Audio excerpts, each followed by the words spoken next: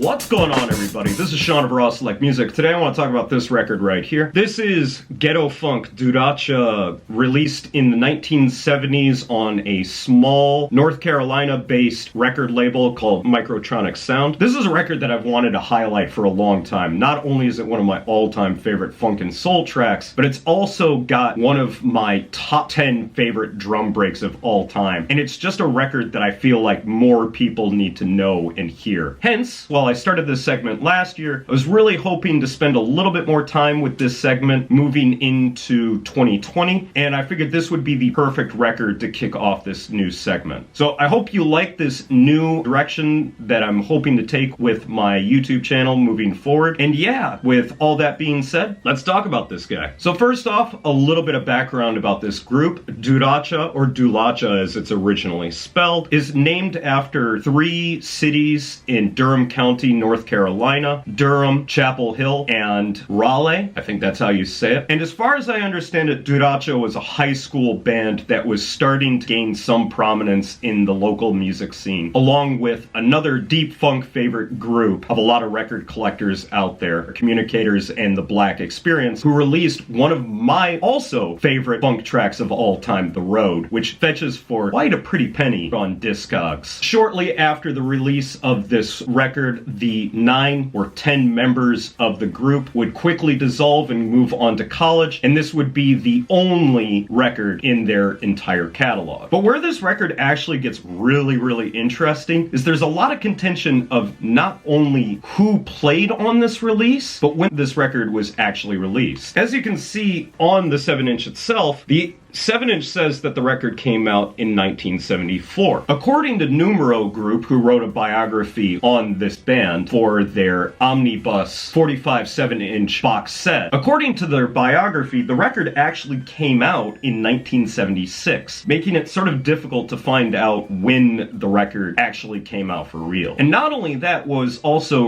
really interesting reading up on the biography of this group. There's a very good chance that the band themselves weren't the people who played on it, as according to some members of the group and the Black Experience band, as little as just a recorded drum part to the song's whole composition may actually have been recorded by a rival band in North Carolina, the Black Experience, which I talked about earlier in this video. So not only is the release date of this record something of a mystery, who actually played on it is something of a mystery as well. But even with all that being said, there is one thing that cannot be denied about this record. This thing is funky as hell. The first time I had heard this record was through the DVD release for DJ Shadow and Cut Chemist's now legendary Brain Freeze all 7-inch DJ set that they did at the El Rey all the way back in 2000. And if you watch the DVD, in the opening, one of their opening DJs, this guy Dante, drops this track, and it immediately caught my ear. It literally just had everything that I was looking for in a funk track. And back when I originally watched that DVD all the way back in 2006, I was just starting to get into funk music. And immediately upon hearing that track and all the other tracks in that live set, it pretty much just blew my mind and opened up a whole world of music that I was trying to get into, but was looking for a roadmap. And after watching that DVD and after hearing this track, man, my wallet's never been the same. Simply put, I think this song is just funk perfection. It's crisp, rolling drum break that kicks things off, as well as the opening salvo of horns that starts off the record that you heard at the beginning of this video. Just sets up one of the funkiest tracks I think I've ever heard. After the drum break finishes, it launches into the main meat of the song, which is full of some equally funky guitars, bass lines, and some beautiful trade-off between the trombone, the horns, and the sax, the guitar. Everything just works perfectly, and each segment of the song builds up perfectly to this dead stop where the band all drops out and kicks everything off again. It just works perfectly as a funk song, and it's one of those tracks that every time that I get the chance to play a funk and soul set, this one inevitably ends up being a highlight in my DJ set. Now, given that a original pressing of of this record will go for about $400 on Discogs. Your best bet if you're going to try to pick it up in the Numero Group Eccentric Soul Omnibus Volume 1 7-inch box set, although that might be kind of difficult because as doing a little bit of digging around on Discogs showed me, the box set goes for quite a pretty penny. But that being said, if you do ever stumble across either the box set or this record individually, get down on your knees and pray to the funk and soul gods, because honestly, this is essential funk and soul to me and is easily one of my all-time favorite funk and soul 7-inches.